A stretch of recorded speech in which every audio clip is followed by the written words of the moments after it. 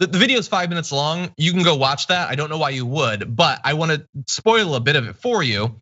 The president offered no note of humility, regret, or self-reflection about his 2 months of false claims that the election was stolen from him.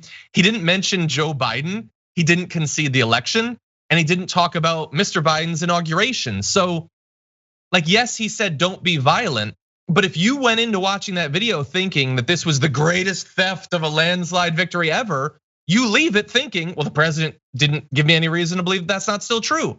Like, okay, maybe he's saying don't be violent, but many of them will be able to tell themselves, well, he sort of has to say that, or it was just a deep fake, it wasn't really him. But he's not saying that he lost. He's not conceding. He's not saying Joe Biden will be president. It's still irresponsible. And you know what it is that when we think of MAGA, it's synonymous with the immigrants are coming to take us. We got to build the wall. It's synonymous with lock her up. There was a call to bring violence towards Hillary Clinton. I forgot what that was. There's been so many that we can't even keep up with them anymore. That's true.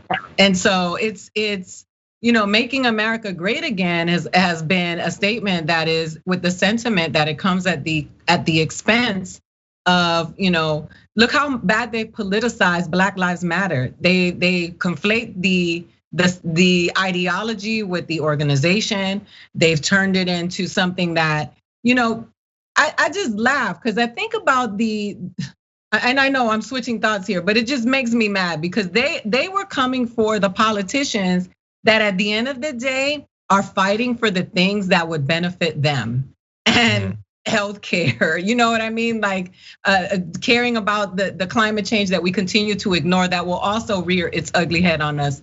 So it's just interesting when we think about making America great again, and we think about all of the things that have been said under the banner of that. They've always been,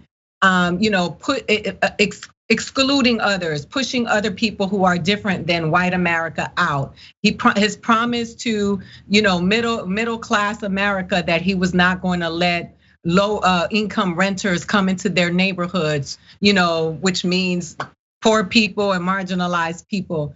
Oh my God, I forgot about that. Yeah, it's a marketing campaign that he's been running for quite some time. So, now that you want to back away from it, it's just like I said, Donald Trump is an elitist and he would never even associate with any of those people. He told them he was going to walk with them and then he disappeared. And then you see a party of them celebrating, but they're in a safe bunker away from them because they're probably scared of those people too. So I would be. That they are a result of those are Americans. That's what America looks like. And when we're talking about those, countries, this is what America looks like. And the world is now scoffing at us because we have had this.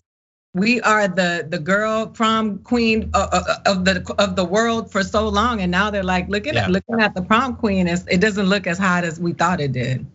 That is certainly true. Yeah, it's on a level. It's kind of funny. It's like, and I'm gonna be with you, and then he just goes home and watches TV and like eats popcorn. Like, what?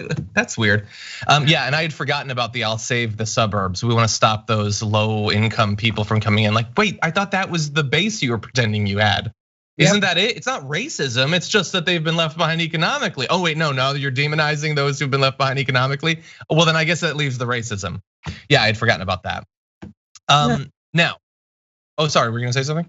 No, that's his thing. So those people that are out there, I know there was an Olympic swimmer. There were people out there that were not all poor because everybody was like, these are hillbillies and rednecks, which I think is a disservice to some people who are from the South who are not like that because that's just making generalizations about people and all. It's ignorant no matter which way it swings, but.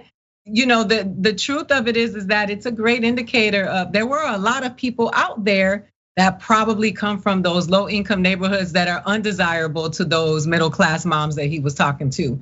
And they don't, the sad part about it is that they don't have the education nor the wherewithal to know the difference.